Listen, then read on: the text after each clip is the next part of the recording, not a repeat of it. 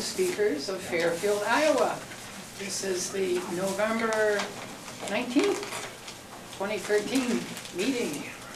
Please now join me in warmly welcoming our club president, Rhonda Whitaker.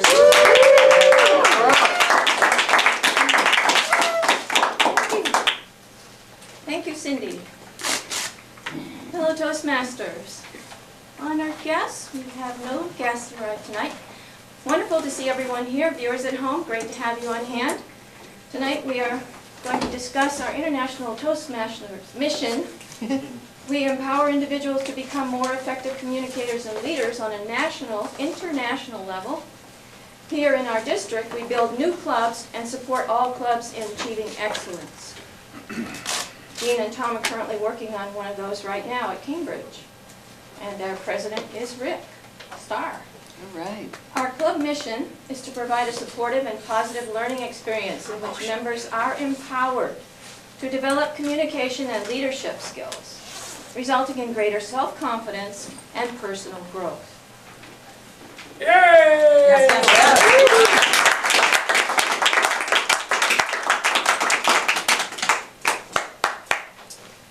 All right, we're going to call the meeting to order. However, before we do that, we're going to ask Art Atkinson, who has kindly showed up tonight, to say 30 seconds of something that I'd like some pair of ears to really perk up at. Thank you, Rhonda. Good evening, Toastmasters. You are lucky in that I'm not going to stick around and share with you what I have. As your Secretary-Treasurer, I am looking for someone who will volunteer this evening to take on the job of the Secretary, which is a light-duty officer role, but gives the person taking it the opportunity to really see the insides of how we run the club. Who would like to take on the duty of Secretary, which primarily consists of taking minutes at the executive officer meetings? Who would like to do that? Once a month. Who is not currently an officer and hasn't yet been an officer? Got to see a show of hands of those in the room who have not yet been officers. Thank you, Monty.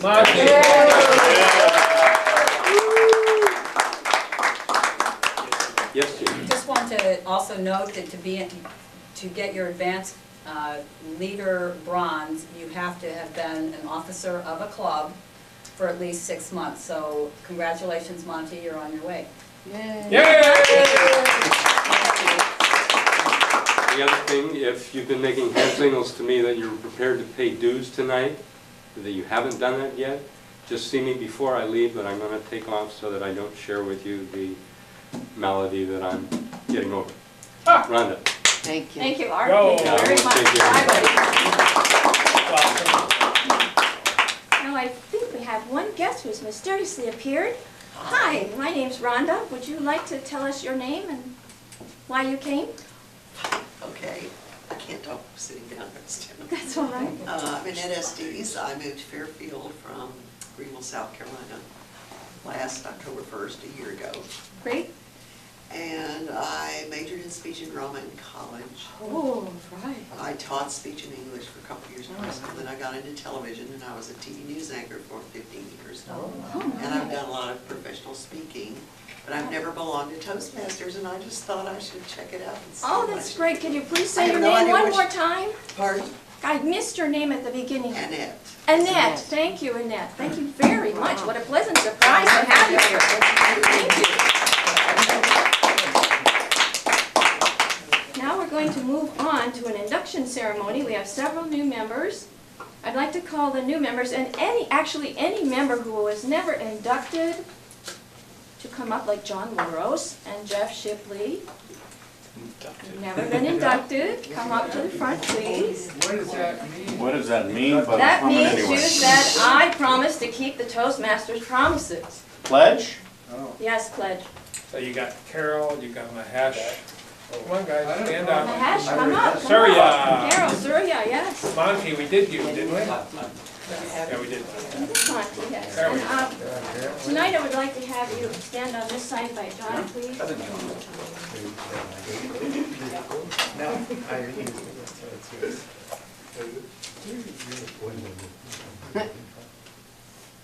Membership in Toastmasters is a privilege. And the only way to gain the benefits of our program is to actively participate. Right? Right! Yeah. Ah! Do your Surya seed, Mahesh Subramanian, can you say that for me? Subramanian. Subramanian, There you go. Carol Negro, and John Loros. Jeff, could you please come up? I'm trying to weasel out of this. Get up here. Thank you. Jeff Shirley and myself, I'm going to induct myself because I've never been inducted. Do you promise? And Surya. Surya. Did she say I said Surya? it again. Yes. Oh, you did, I'm sorry. That's all right. He's not weak on Like, okay, sorry. Do you all promise to attend meetings regularly and prepare fully for your duties? Say aye. Aye. Good. Do you also promise to fulfill the other points in the Toastmasters promise? Is there anyone here who doesn't know all those by heart? Okay, good. All right. To prepare for and fulfill meeting assignments. You provide fellow members with helpful constructive evaluations. Help the club maintain the positive and friendly environment necessary for all members to learn and grow.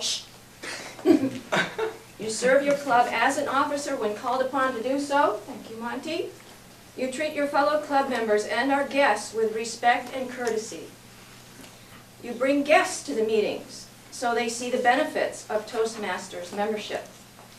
You adhere to the guidelines and rules for all Toastmasters educational and recognition programs. Guidelines and rules, did that ring a bell? Ah! Okay, good. Maintain honest and highly ethical standards, which means PG. No below-the-belt talk in here. Ah! No off-the-cuff comments when someone's on the stage. They have the stage. So we have highly ethical standards during the conduct of all Toastmasters activities. Do we promise to keep those promises? Aye. Yes. Yes. Yes. Yes. Yes. Ah! Okay. Now, club members. Do you, the members of Golden Speakers Toastmasters Club, promise to support Jeff, John, Surya, Mahesh, Carol, and Rhonda I do. as they work the Toastmasters program? We do. We do. Okay, very good. It is my pleasure to declare these 6 people, myself included, as members of Golden Speakers Toastmasters Club. And if you were giving a celebration tour, please do it now.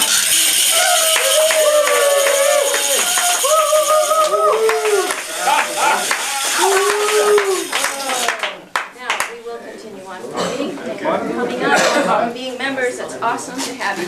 Monty should. Sure, take these home, put on your desk at work, and it'll attract attention.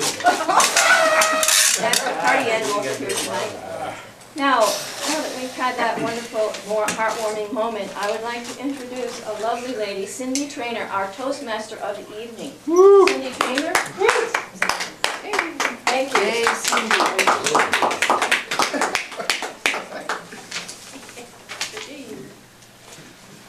All right, you guys.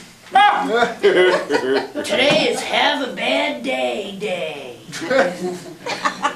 See, it started out like this, and it only got worse from there. All right.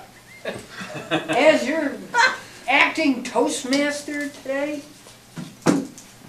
we're gonna go over the roles of all the people that have roles tonight.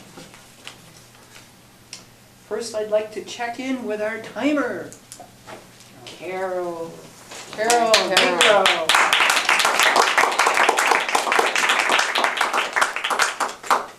Table topics are 1 to 2 minute speeches. The green light is turned on at 1 minute, the yellow light is turned on at 1 minute 30 seconds, and the red light is turned on at 2 minutes and remains on until the end of the speech. Prepared speeches are usually 5 to 7 minutes. Icebreakers 4 to 6 minutes. Some advanced level speeches are longer. The green light is turned on in 5 minutes, the yellow light is turned on at 6 minutes, and the red light is turned on at 7 minutes and remains on until the end of the speech. Evaluations are 3 minutes, the green light is turned on at 2 minutes, the yellow light is turned on at 2 minutes 30 seconds, and the red light is turned on at 3 minutes and remains on until the end of the evaluation. Thank you, Carol.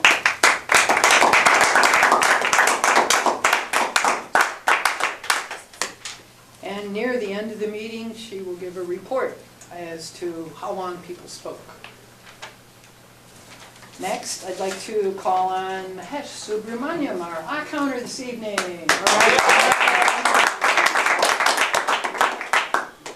Fellow Toastmasters, viewers at home, guests. I'm the all counter. I'm going to keep track of the ahs, ums, likes, you knows, so's, buts, ands, tongue clicks. Is anyone from Africa? Anyway, pauses, repeats, and false start. And I hope to do an awesome job. Very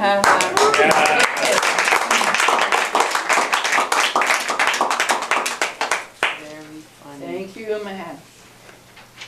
All right, our grammarian this evening is Monty Condon.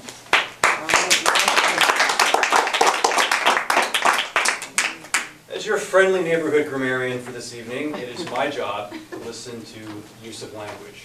So either improper, but also good uses or exceptional uses of language. So my job is to make a note of that, positive or negative, and then I'll give a report upon that at the end of the meeting. Now, it's also my job to unveil the word of the day. The word of the day for this meeting is behoove. Behoove is a verb. It means to be necessary, proper, or advantageous to. Past tense, it is behooved. In present tense, it is behooving. For example, it would have behooved me to put a sample sentence at the bottom of this definition. So that's our word today. I'll take note of whenever someone incorporates that into their speech or talk during the meeting.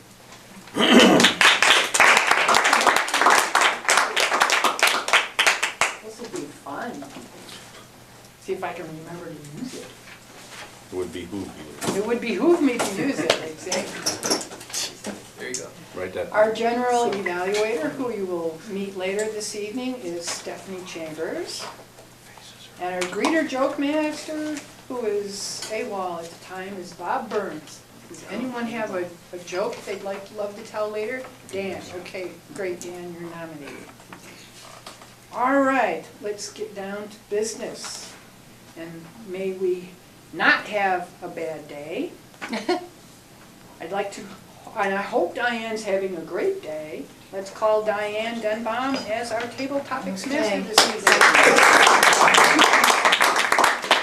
Thank you for the great introduction. Good evening, everyone. I'll get started.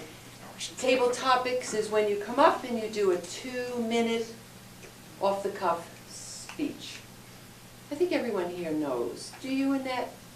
I do now. Okay. You don't know what you're going to, extemporaneous speaking. It would behoove you to watch the first person and then you'll understand it probably Oh, I even don't better. have to do it, I'm not a member. You can. Guests are No, welcome. actually I want to start. The first person I'd like to come up. Did anybody look up what this have a bad day means? I would ask someone to make that the first table topic, to describe to us any research anyone did. Anyone? All right. Then, will you, Dan Dan? did it. Thank you. Dan, I looked it up too. Thank you, Madam Table Topics Master, fellow Toastmasters, viewers at home. I can't remember the couple's name, but there is a couple who has made sort of a avocation out of creating national days. It turns out that there's an organization that lets you fill out an application, submit to them, and have it approved, and then it gets on their official calendar.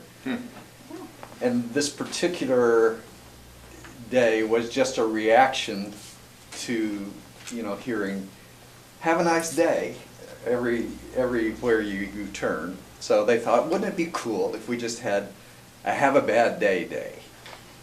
And that's how that came about. As far as I know, they have given out, or they have created more than 30 national days, this particular group. I'm the one that comes up with the themes because I do the scheduling. This was a week where I could have come up with a lot of different things. Today was the 150th anniversary of the Gettysburg Address. I'm sure some of you probably heard it given on the radio today. This week was the 50th anniversary of the Kennedy assassination. A lot was happening this week. But sometimes whimsy is the better path. So today is have a bad day day. Thank you. Great. Thank you. That's it.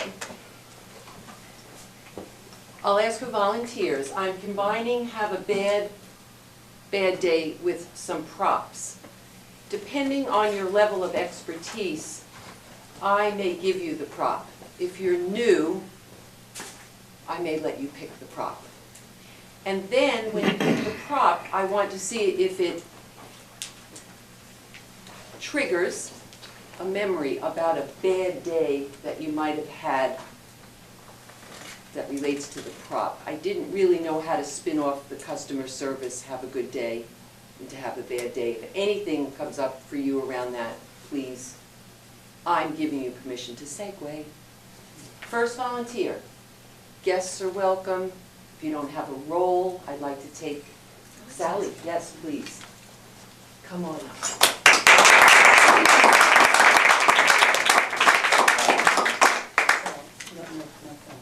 Camera,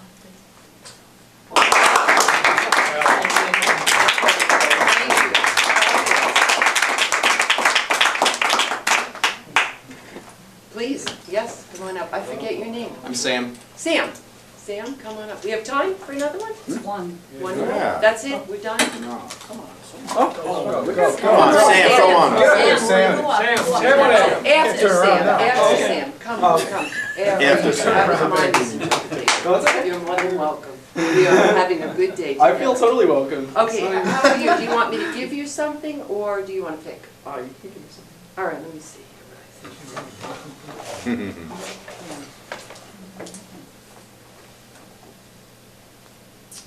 Okay. Well. Good luck. I'll give me like a little bit to think about this.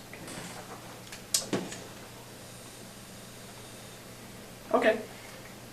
I remember when I was 9 years old, when I was in the 4th grade, my family went on a vacation to Hawaii, as it's properly pronounced. I was still at the action figures age at that point in my life, and I wanted to, if I was going to go somewhere and I wasn't necessarily sure of what the parameters of that thing would be, I'd go, oh, action figures would probably be appropriate. So that was my main kind of like imaginative escape. When we went to Hawaii, I brought a whole bunch of them with me, and we were sitting on the beach, and it was just the nicest time. And I remember just spending just such a long period of time. Like, I would alternate between swimming around clear waters, looking at rocks, and then I'd come back onto the beach, and then I'd have like Power Rangers, and I'd have X-Men, and I'd have Dragon Ball Z. That was a huge one. Anyways, so a lot of action, and I was just playing around in the sand and having the most elaborate game imaginable. Like, this was like a multi-layered story arch with betrayals, and there were like twists, like an M. Night Shyamalan movie. Like it was epic and complex and action-packed and just unimaginable, like sun explosions and just craziness. And I remember on one of the trips from the beach to the ocean, my favorite Dragon Ball Z action figure got buried in the sand. Couldn't find it. Gone, devastated. That was like an ego death for a 9-year-old. That's like a shamanic experience for a 9-year-old. You don't want that. Yeah, so that, I still seem so wounded by it, remembering it. I'm like, oh, I'm feeling that feeling again. But was a horrible day, and I will never forget it. But sunscreen reminded me of the beach. Wow. Very cool.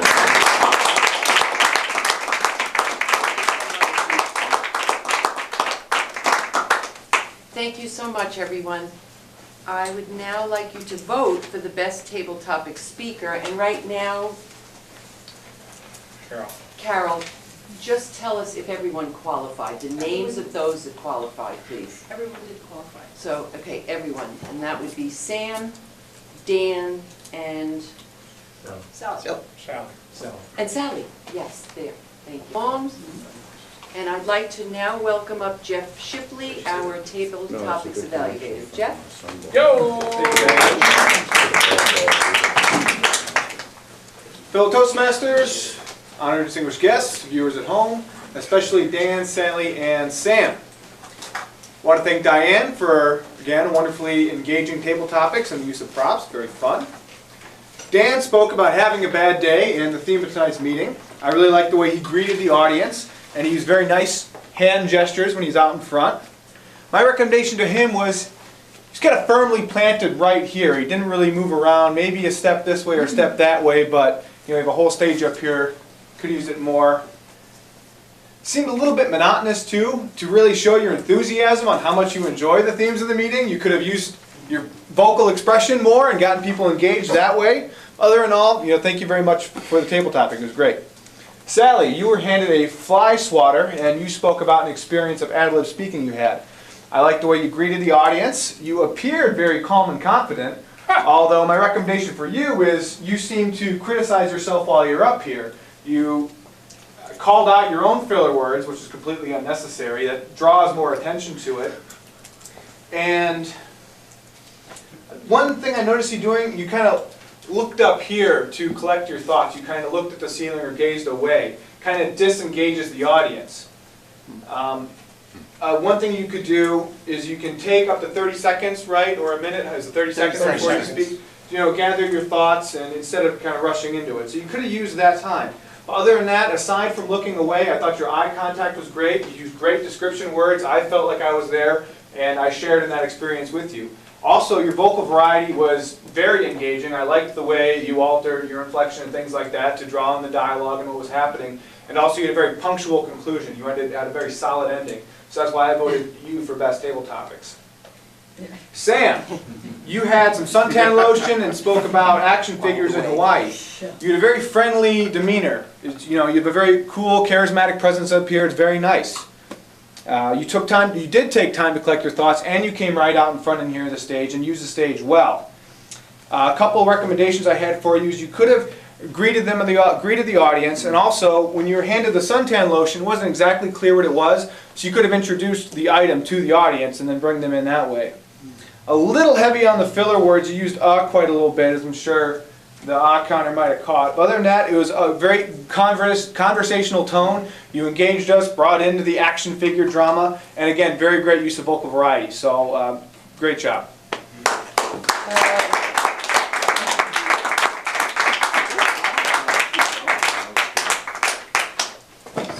Okay. Now we're going to move on to our prepared speaker portion of the meeting. Our first speaker is John Loros, and here to introduce him and let us know what he's going to do and what he's going to do exactly. Well, hey, isn't it a bad day? Here to do all that and more is Jyoti Radhikar. Thank you.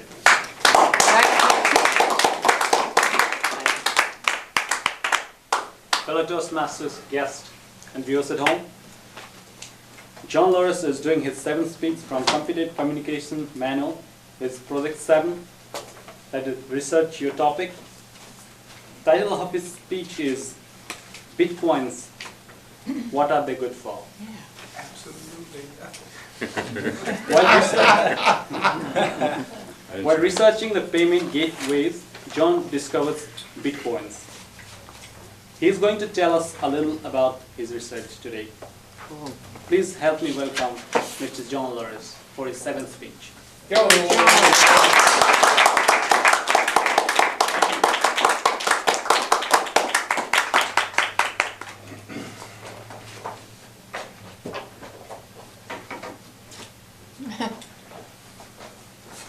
Good evening, golden speakers, honored guests, viewers at home. It would behoove you to listen to this speech closely because it's about money. I'd also like to address this bad hair day, but it's all a matter of perspective. Cindy has her bad day started with a bad hair day. I would love my day to start with a bad day. Just to show you that we're all a little different. In 2010, I was starting a new company in New York City, and I was researching for my website a new payment gateway. Now, for anybody buys anything online, they know they go to their shopping cart and then they pay with their credit card, and the gateway does the transaction with your bank and sends it where it's going. So I came across, I ended up choosing PayPal, but I wanted something really cool, so I came across Bitcoins, and I said, what are Bitcoins? I'd never heard of Bitcoins before. So I started researching Bitcoins. So the first thing we want to know is, what is a Bitcoin? Now, Bitcoins are cyber currency, also known as digital money. What does that mean? What that means is, in the Bitcoin world, it means that the Bitcoin is a unique, unencrypted puzzle. It's a little bit of code. Now, there's 3 ways to get Bitcoins. You may be wondering, hey, Bitcoins are cool, I want some Bitcoins. Now, how do you get them? You go to a friend who's got Bitcoins. That's the easiest way to do it. He'll give you some Bitcoins. 2, you buy Bitcoins on exchange. It's a commodity. Or 3, you mine for Bitcoins. Now, it's interesting they use the word mining. Now, anybody ever play World of Warcraft or Ultima Online? I'm sure no one has wasted any time. Well, my kids used to. They used to play. And you'd run around in costumes and swords in this role-playing game. And not only could you slay people, you can also be a miner, and you could mine iron ore and gold bars. And how you would mine gold bars is you go up to a mountain with a pick, and you'd sit there and you'd hit the pick against the mountain. And depending on how many times you hit the pick, it put iron bars in your backpack or whatever. My kids used to put like little weights on the enter bar and all night long and go to bed. So I believe this is where they got this concept from. So what mining is, and that's the part that I really got interested in Bitcoins, is the Bitcoin mining. Because what it is, it's hardware, it's motherboards, it's graphics chips, it's servers, it's overclocking boards. It's really cool stuff. And what they have is, in 2009, this programmer called Satoshi Nakamoto, Japanese programmer, published a white paper on cyber currency. After the paper was published, within 72 hours, he got patents on this process, and they launched Bitcoin.org. Now, if you really want to know about Bitcoins, that's where you want to go. It's got more information than you ever want to know. Anyway, he developed this system of creating this digital currency of 21 million coins. There's only going to be 21 million coins. They started to be uncovered in 2009. It's not going to be until 2040 until all the Bitcoins on the planet are uncovered. Now, why is that cool? That's cool because anybody that knows currency knows that governments print currency, and governments can overprint currency. Well, this is a limited number. Okay, it can't be overprinted. What's neat about it, for me, is that you could set up, you get a little piece of software, you put it on your computer, and you can start mining these Bitcoins. And by mining, what you're doing is you're unencrypting these blocks of Bitcoins. He has it all worked out through the year 2040, where all these 21 million coins are encrypted. So you use this piece of software that unencrypts the coins. And as they unencrypt, they go into what you have, a virtual wallet on your desktop, piece of software. So far, 11 million Bitcoins have been unencrypted. All right? Bitcoin started out at 30 cents a piece. Yesterday, they hit $750 each. That's it. Exactly. So, what are they good for? Well, what they're good for is, in the early days of the web, there was no way to transfer money to buy little things for like 50 cents, $1, okay? If you did it, if you could do it, your bank would take a charge, the Visa would take a charge, and the other guy's bank would take a charge, okay? It wasn't worth the effort. So computer programmers came up with this way to pay for small stuff. Say you read somebody's article on Wired or something, you want to send them 50 cents. You couldn't do it. So here, you send them a Bitcoin, 30-cent Bitcoins in those days. So that's what, there was a need for that.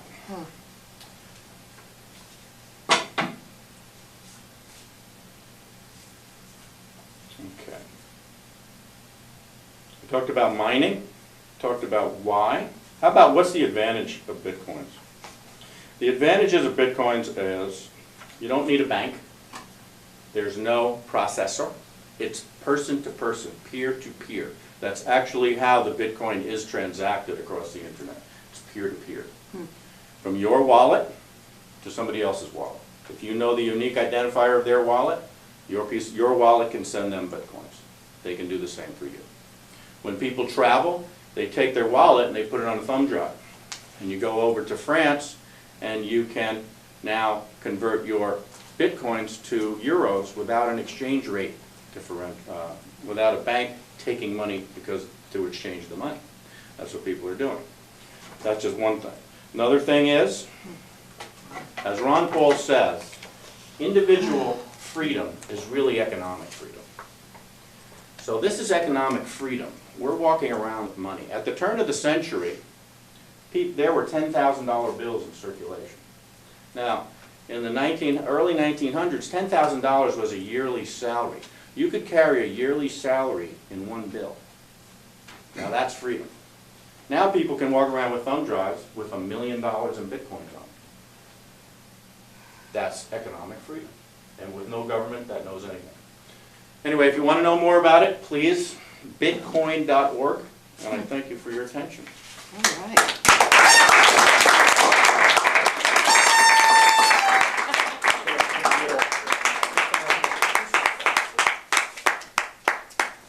Now let's take 2 minutes to evaluate the speaker. A little card like this. All right, everyone, welcome back. Time for our next speaker. Our next speaker is Surya Zeeb. Zeeb. My apologies, Surya. Surya Zeeb. And tonight his evaluator is Alex Zakea. Please warmly welcome Alex.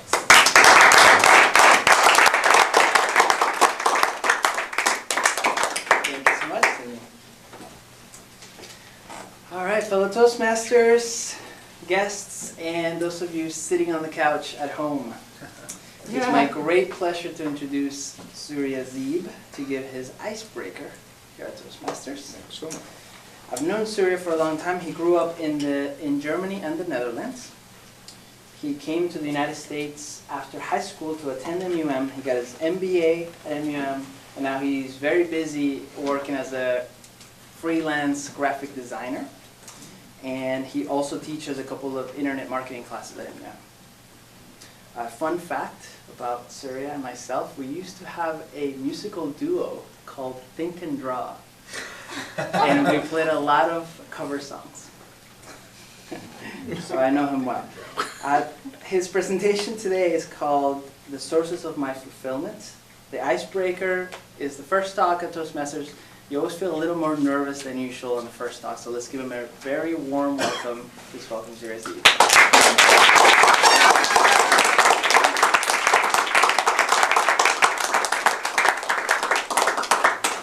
Thank you. Thank you, Alex. I've been thinking recently about the things that make me happy, and it occurred to me that would be a wonderful thing, or a wonderful way for me to introduce myself to you. to tell you the three main sources of my fulfillment. Fellow Toastmasters, honored guests, and viewers at home, the first one of those is a connection to nature. When I was very young and just barely able to walk, my sister was supposed to watch over me while at home and while my parents were out at work. And so as soon as her attention wasn't on me, I seized the opportunity and went outside for a walk. I was so excited. But right after I passed the front yard, my sister started quietly following me. Every once in a while I looked back to see if there was still somebody there or if there was somebody following me, but she hid quickly so I didn't know that she was behind me. So with a big baby giggle, I dabbled onward on my journey. But after a little while, the journey ended because I'd fallen and started to cry, and so my sister came to help me and bring me back home. That's sort of a little bit of an example of, you know, how much nature means to me. And I've been a lot in the Alps hiking, and I remember the first time driving to the Alps. I was on the train with my dad and my sister, and I was just seeing the Alps approach, I was approaching the Alps and seeing them in the distance, and then driving through the Alps. I was on the window and just sucking in all those beautiful views and straight into my heart. Another source of fulfillment for me is creative expression.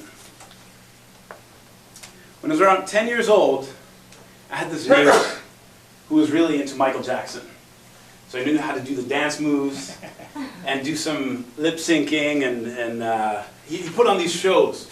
And one of the shows had a very important role. I was the spotlight manager. Yes, manager. and so I was sitting in the back of the room with the self-made spotlight with a cardboard tube in front of the light, just, you know, following his every move. And while I was sitting up there, I was thinking, you know, I should be up there. I should be doing that. So I decided to learn these dance moves myself, and the lip syncing, and put on the show myself. I organized the community to come in and watch me do the Michael Jackson dances. They weren't quite choreographed or sort of along the lines of what he was doing, but I had a great deal of fun with that. Also around that time, I started to love singing too. I sang his songs, and oftentimes I ran through the hallways of an old monastery or former monastery that I was living at that time, and just belting out his songs because I had no idea what it meant. The third source of my fulfillment is compassionate behavior. That came a little bit later on in my life, when I was in almost my last year of high school in Waldorf school. It was 12th grade. Our entire class went to Scotland to do a social internship. So we were all going over there with a ferry, and then we're dropped off with a bus in groups of 4, these institutions for handicapped people. And I loved being in the Highlands. It was beautiful. But what was even more beautiful for me was the lesson that I learned. How incredibly fulfilling it is to see that your appreciation and your respect to someone else creates happiness within them, enabling somebody else to be happy and feel respected and appreciated. It takes such little effort and rewards you so much. One little example of that, it's a cute little story. We had these meetings once a week with the whole community. So we got together with the people with special needs and the people that worked with them. And at the end of the meeting, the leader of that organization asked if anybody else had anything to say. So this little kid little guy, Down syndrome guy, put his hand up as high as he could. So he went on stage and started giving his passionate speech. It was beautiful. Everybody was listening quietly. And after 5 minutes, it was done and everybody applauded and he was just smiling. His joy filled the room. Everybody was so touched by that. Especially because his entire speech was just buh, buh, buh, buh, buh, buh. It was the sweetest thing. This appreciation, this joy that you could see in him from being up there. I did that a little bit more. I went to Scotland also, to Russia a little later and did that again because I really enjoyed that experience. But with that, I want to say it's behooving to talk about my sources of fulfillment tonight, and I hope I reminded you of yours. Oh. Yay!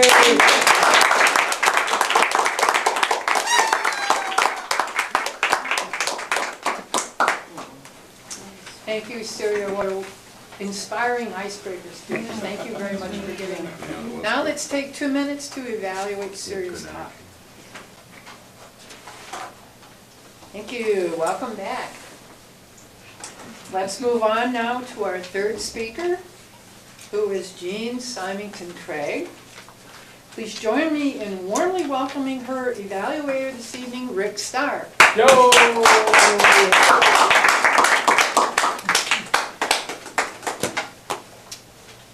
Thank you, Madam Toastmaster, fellow Toastmasters, honored guests, viewers at home.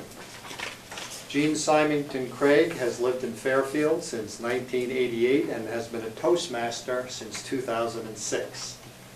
She was president of Golden Speakers Toastmasters in 2007 and 8 and was the Area 92 Governor for 2011-2012. Jean belongs to 2 Toastmasters clubs, one of which is at the maximum security prison in Fort Madison, is mentoring a 3rd club, the Cambridge Tech Masters, and finds the diversity of different members a refreshing and broadening experience. Jean's speech project tonight is project number 2, Let's Get Personal, from the Advanced Manual Storytelling. The objectives of this speech are to learn the elements of a good story and to create and tell an original story based on a personal experience. Jean's title is Dressed for Success. It's a 6 to 8 minute speech. And Jean asks that everyone please form a circle with your chairs close to the stage, close to the front, where she'll be standing to tell her story. Please help me warmly welcome Jean. To understand the story I'm about to tell you, you need to be introduced to the main character, which happens to be a dress. Fellow Toastmasters, guests, viewers at home, this is a story that was actually funny looking back, but not funny when it happened. First, I'm going to tell you about the designer of the dress, Betsy Johnson. Betsy Johnson is an American designer known for her feminine, whimsical designs. The National Arts Club gave Betsy Johnson in 2009 the National Award for High Achievement in Fashion for Lifetime Achievement. She's very popular. She was extremely popular in the mid-'80s when my story takes place. She described her style as, take a leotard and add a skirt. I no longer have the dress that is the star of my story, but this is another Betsy Johnson creation to give you an idea of the style. She was famous for this look, particularly this bodice, where this supported pieces that hold up the strapless part. The dress had the same kind of bodice, but then a very full, textured, heavy skirt. It was a beautiful dress. If I turned, the skirt again was very full, lots of material. It was peachy pink, and it came down to about mid-calf. It was very elegant and dressy. At the time of my story, I was living in Denver and working for a bank. and I met a gentleman named Jeffrey who decided he wanted to marry me. Sorry, Dan. Spoiler alert, it did not happen. Okay. That was a good thing. Jeffrey was an attorney by day, but an avid ballroom dancer at night. Therefore, it behooved me to learn how to dance, which I proceeded to do by taking weekly private lessons. I was doing well, showing promise, although my feet were not happy with the high heels that were part of the well-dressed ballroom dancers ensemble, at least the women. It came time for my first dance event and to get immersed in the scene. Even though I wasn't competing, it was still challenging because it was going to be very glamorous and jazzy, and Jeffrey was going to be wearing a tuxedo. I needed to look the part. I thought my Betsy Johnson dress would be just the thing. Elegant, yet playful. Here is where I made my first critical mistake. Not matching the attire to the activity. The night arrived. We went to the Denver hotel where the event was being held. You have never seen such glamorous, gorgeous costumes. As an example, Latin dances. Rumba, cha-cha, mambo. The costumes were spectacular and barely there. Latin costumes are very minimal on fabric, but they still cost thousands of dollars. The smooth dances, like waltz and foxtrot, attire there, long evening gowns, stunning, again, costing thousands of dollars. The men are all in tuxedos. Jeffrey and I sat at a table next to the dance floor along with some of our other dancers from our studio, and I was just open-mouthed watching this go on. How many have ever been to a dance event? Okay. All right, well, what happens is the organizers will usually intersperse competitions with periods of open social dancing, where everybody gets out on the floor and dances. After a certain number of these, I decided to venture out on the floor with Jeffrey and do some social dancing. We were surrounded by these paragons of dance fashion. The floor was just swaying with this color and all to music. It was just fantastic and glorious. Here is where I made my second critical mistake. I twirled. And since someone coughed when I said that, and it's key that you get that, I'm going to say it again. I twirled. What does that mean exactly?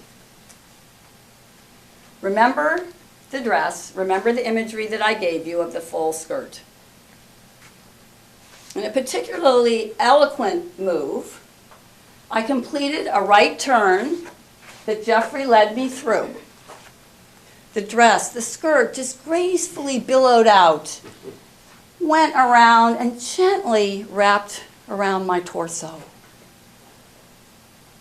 However, what happened next was pretty funny. Actually, it was horrifying.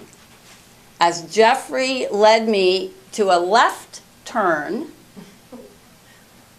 the dress, rather than taking the new direction, continued in its gentle, inevitable way to complete its momentum from the first direction.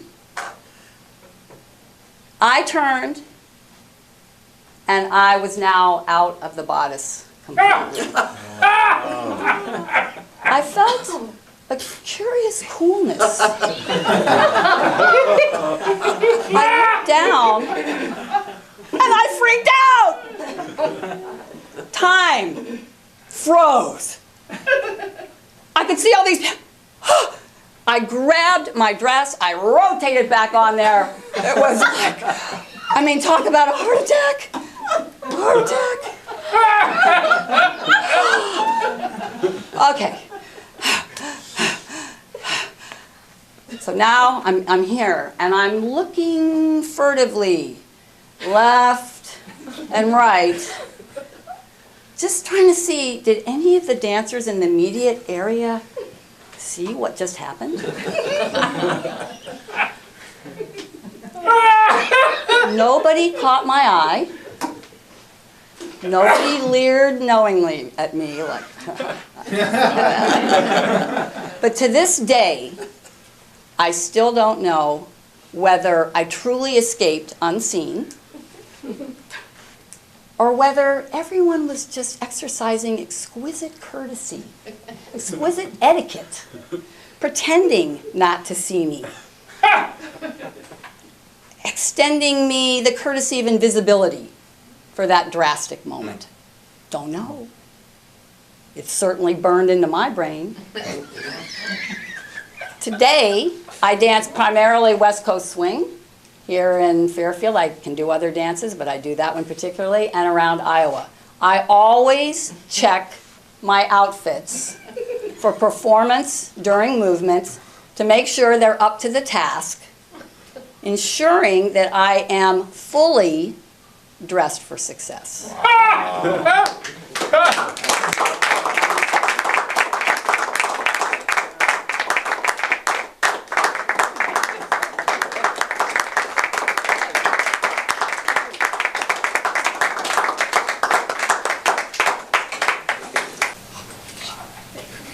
All right, welcome back. We're a little behind time, so let's see if we can get back on track and get this train coming in on time.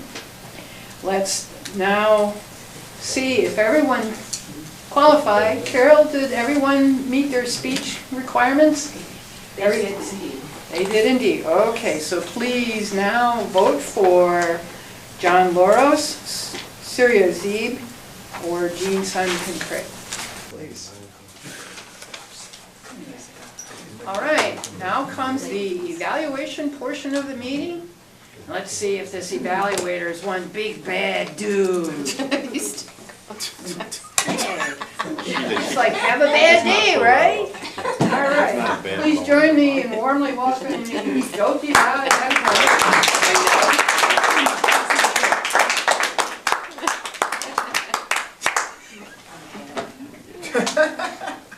Toastmasters, I am evaluating John Loris for his 7th speech. His speech was fabulous, as usual.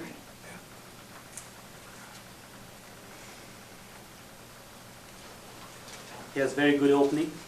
You started telling about the money. So that was a good platform to deliver your speech. So money, you said first, you tell what Bitcoins is, and you relate it with the money. I mean, you give the introduction of the money. About Bitcoin, sorry. That was a very impressive intro. I'll take this evaluation guide for the quick review. I'll go one by one with a question. The first is how well did the speaker topic apply to the audience? It applies to us because it's about money. Definitely.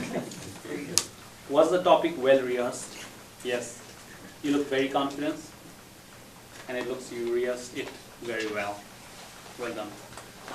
How well did the speaker support his or her main points? You supported your points. I thought your main point was the economic freedom. So anybody should carry the money as they like. They should not be bound to these bills. The hard copy. They can carry the money in soft copy also. And was the support materials appropriate for the point made? Here I want to make some comments. I didn't see much of the support material added to the guide support. I mean, you should have some, if not slides, you have some material which we can look into. And because you have 5 to 6 minutes, 7 minutes of speech, and you didn't have that much of time to put all your things into that time frame. So if we have some, documents or any supporting materials, then we could have looked, and our eye will look there and our ear will listen to you, and that combination will give a lot of stuff for that purpose, we'll have all the stuff hanging here and there. That will give you a lot of time. I mean, with a lot of material in short time of period.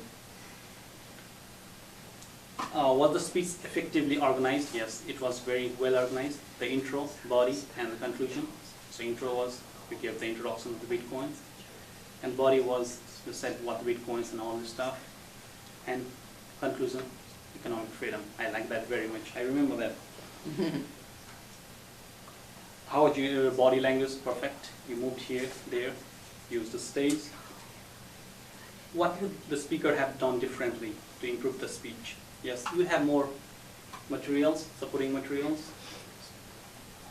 And you would have some more examples and research materials.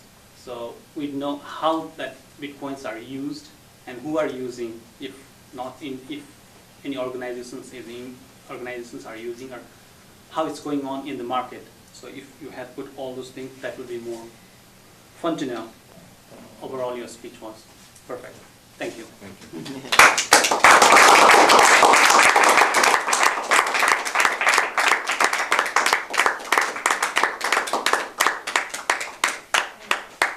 As General Evaluator, I'll introduce the next evaluator, which is Alex Sequat, who is evaluating Surya.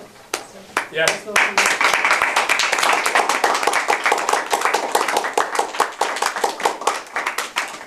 Thank you very much, General Evaluator. I know we're running a little bit behind, so I'll keep it as brief as I can. I'll get right to it. Surya, nice job. First speech. Good job.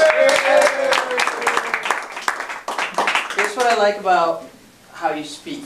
You're very sincere and genuine, just in your voice and how you communicate. I really appreciate that. You're also very animated with your hands. So that's a good starting point. Most people, when they start, you have a tendency to be stiff. You're already very animated up here. A couple of suggestions for you. You had a fair amount of filler words, specifically watch the and. You're using the and to connect all your sentences. For example, you will make a point, and then I would make another point, and what that means is this other point, and that. So you can cut all of those out. I thought you had a little bit of a missed opportunity with acting some of your stories. The very first story of you walking out into the woods, you can walk out into the woods and then you would look back to see if your sister was watching you, and then she would hide behind the tree so you wouldn't see her. Also, the story about the kid going up to the lectern and saying ba ba ba ba ba ba ba. You could have done that. You could say ba ba ba ba ba ba ba ba ba, and then everyone just cheered and applause. It's a good opportunity for that. All in all, I really like your stories. I enjoyed your conclusion, how you brought it back to what inspires us, and I'm looking forward to seeing more talks from you.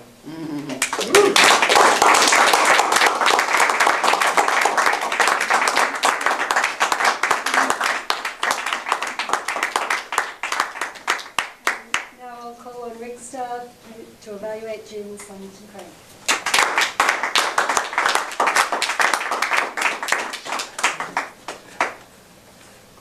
Madam General Evaluator, fellow Toastmasters, viewers at home, honored guests, and especially to Jean. Jean, what a great talk. What a great story. I loved it. It was terrific. I'm going to go through the manual and address the points here. How was the point of the story developed? How well did the plot support the point of the story completely? The point of the story was the mishap with the dress, and the plot and the point were very well linked. How did the story build to a climax? I thought of all the strong points in your speech, Jean, this was the strongest. You started out slowly and methodically and worked your way to the climax. And this was both all in the description. You started with the dress is the main character, and then you went into the part you weren't dressed properly for the activity, and then the twirl. And everything built to the climax. It wasn't just the words in the story, it was your physical movements It was your voice, your vocal variety. At first, for maybe the first third of the speech, you were just standing there, and I thought, well, how unlike you, because usually you're very animated up there. And then when you got to the part of the ballroom dancing, and your motions were so elegant and perfectly matched the mood of a ballroom dance. And then when you went to say you freaked out, your physicality showed that too. So I thought every part of your speech really built well to the climax. How were the characters? Were the characters well developed? Well, the main character was you, and the dress, and Jeffrey, who you pointed out, I guess, for Dan's benefit several times, that you did not marry. Dan, she did not marry Jeffrey, in case you missed that. And how did you use description and dialogue? I thought your use of language was wonderful. I think you have a very great and dry sense of humor, and you wove that into the story. Without the sense of humor, your words, you talked about the glamorous, gorgeous costumes, which gave a vivid image. And you said the floor was swaying with color, all to music. I thought that was beautiful. And then your humor, you said your high heels were uncomfortable, and you said that was required for ballroom dancing, at least for the women. I thought that was nice and dry. And when you had the wardrobe malfunction, you said you felt a curious coolness. Again, a wonderful turn of phrase. And we were all able to picture everything. It was so vivid. Your descriptions were so vivid. It was wonderful. And I'm at a loss to suggest. I'm at a loss to suggest anything. I just thought it was a great speech.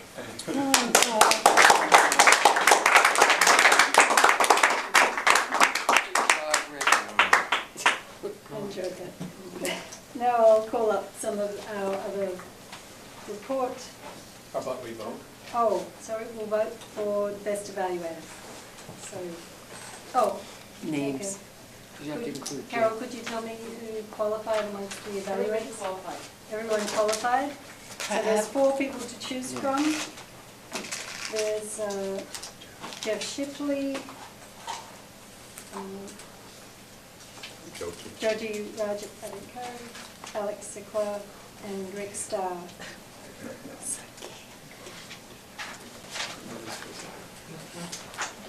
Okay, now I'll call on some of our other role players tonight. So Carol, could you give us a report on the timing? Yes. For table topics? Stand up, Carol, we can't see you.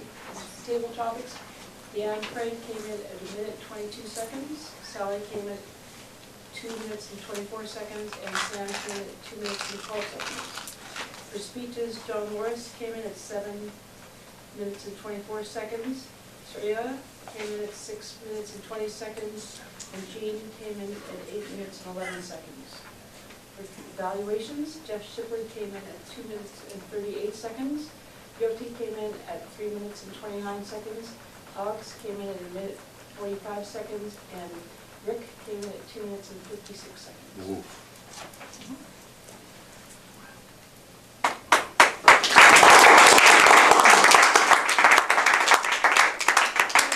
Now for Mahesh to give the outcome report. All right, Mahesh. Yay! You know, everybody was so engaging that I had a really hard time keeping track and counting all these things. But Dan, I got 1 so for Dan. Sally, I got a couple of ums and ahs and then a pause.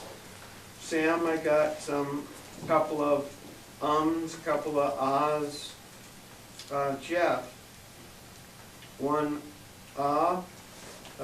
John, so, and a couple of pauses. Surya, 1 couple of buts and a couple of ands. Jyoti, a bunch of ands, maybe 4. And Jean, I couldn't get anything for you, Jean. The story was just so engaging. I don't know if you had anything. Like Mine was on other things. Lost in that story. Alex, Dazzled nothing. us, girl. Rick, a couple of N's. That's about all.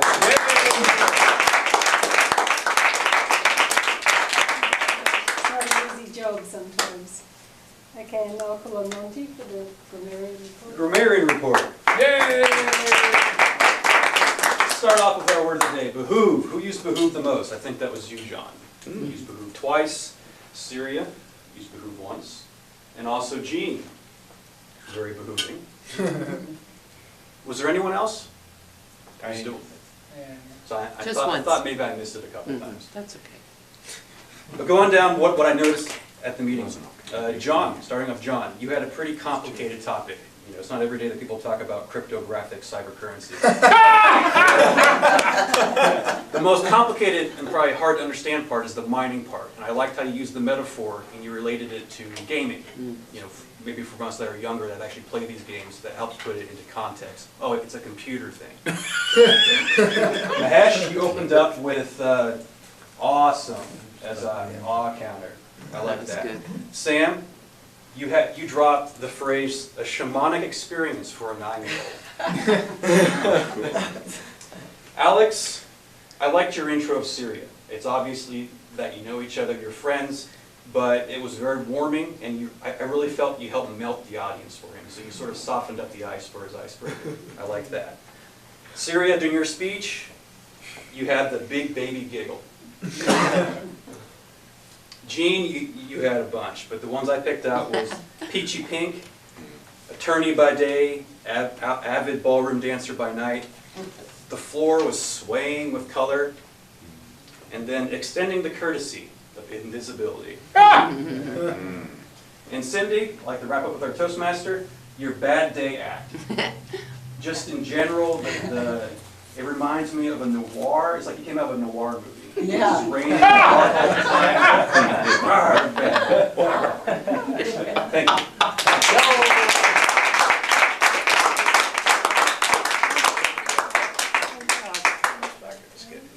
And I think Dad is going to give us a joke.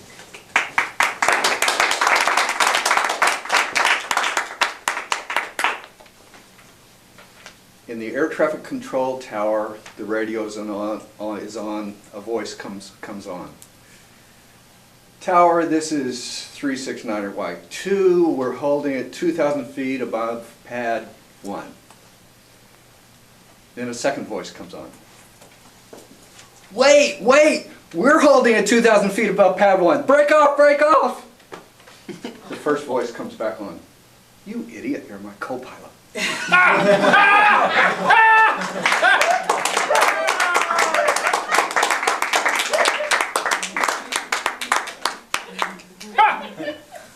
Thank you, Dad. It reminded me of something I saw on Facebook recently. Someday I'll tell you another story. Okay, so I'll just give a quick evaluation of the meeting tonight. I thought it was a great meeting and an interesting theme about having a bad day. It reminded me of a boss I had years ago who came for a trip to America, and I think he said when he came back was, everyone wished me to have a nice day, complete strangers who were just working in the supermarket. In those days we didn't say that sort of thing in Australia, so he thought people really cared.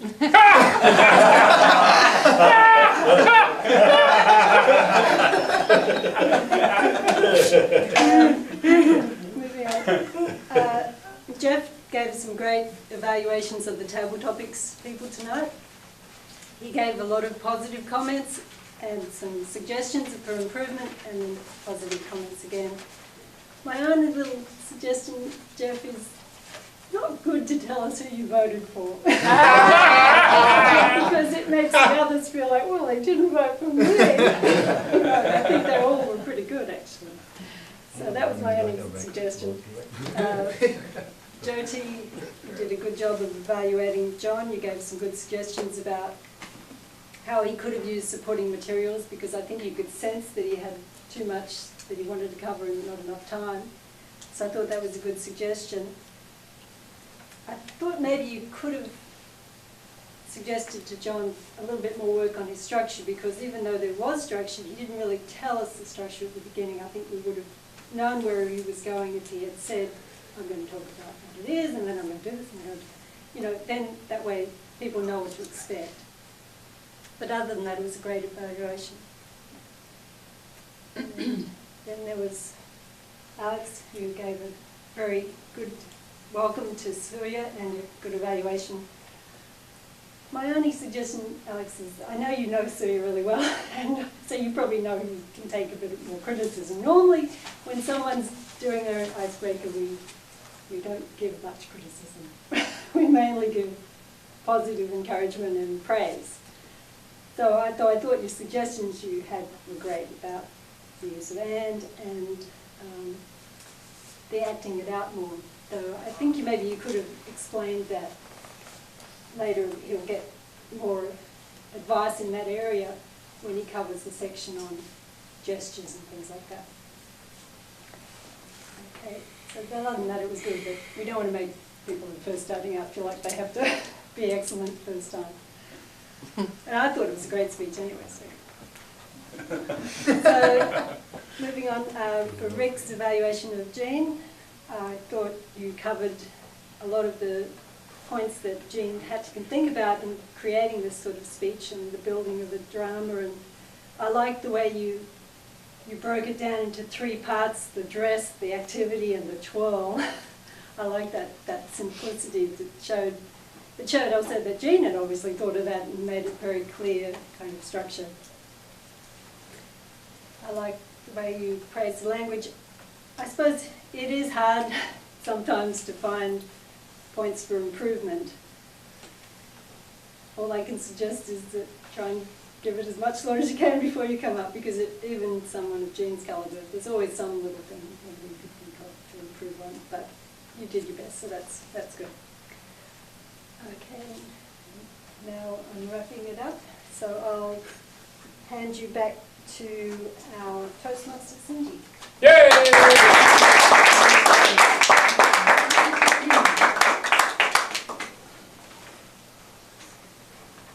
In the interest of having a bad day, we're going to give awards. Can you imagine? Let's do table topics. Drum roll, please. Imagine that. It's Sam.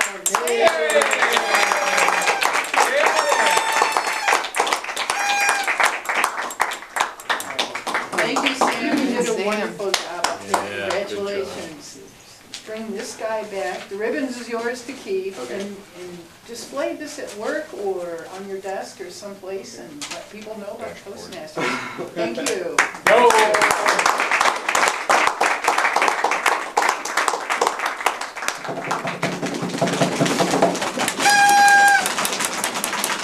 Let's give a nice twirl for best speaker for Jean Summit.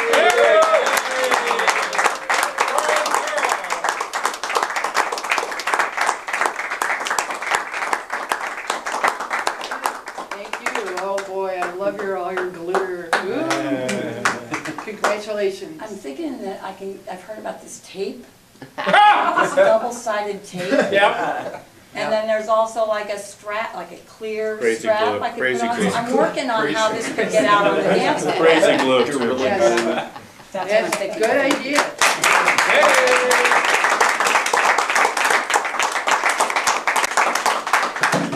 Trustee Donwager. Close to the man next to the camera, Rick Starr.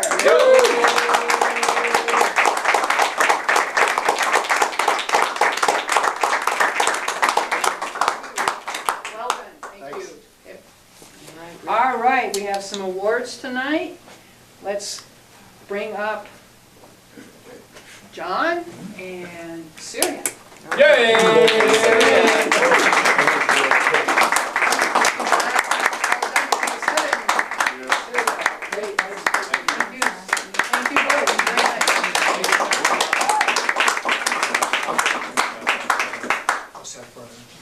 All right.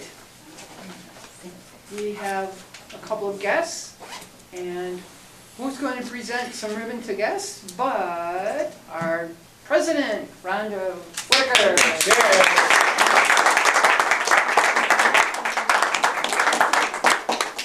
Thank you, Cindy, for being the baddest Toastmaster we've ever had. There is no business to conduct tonight. I would like to ask our guests if, Annette, do you have anything that you liked about the meeting in particular tonight? Do you have a comment? But I've never, you know, it's been a long time since I've heard a speech, and you all have so much good energy and camaraderie. It was good. I feel really good here, and I'd like to join and get involved in.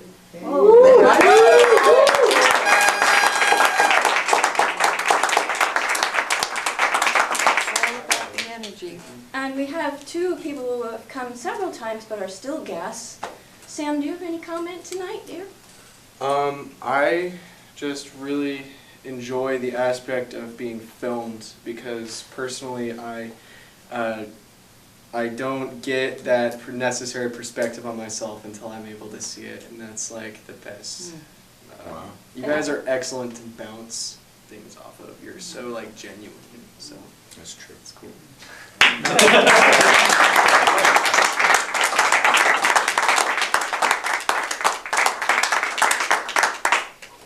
Sally, would you like to comment about something that you appreciated about the meeting tonight?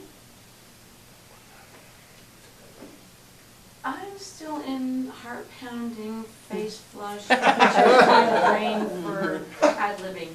Thank you, that's good.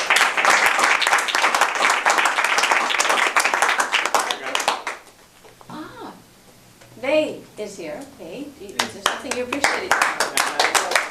Fantastic. Oh, the speeches, I think they were all great. I mean, I was just kind of looking and listening. So, and when somebody got up to ad-lib about what a fly swatter or the sunscreen, they thought remarkably quickly because my mind would have gone blank when they thought, know what to say, you know. So I thought they were all fantastic. And I must find out how they did it, how they brought ideas into their heads about a fly swatter and sunscreen. Very good.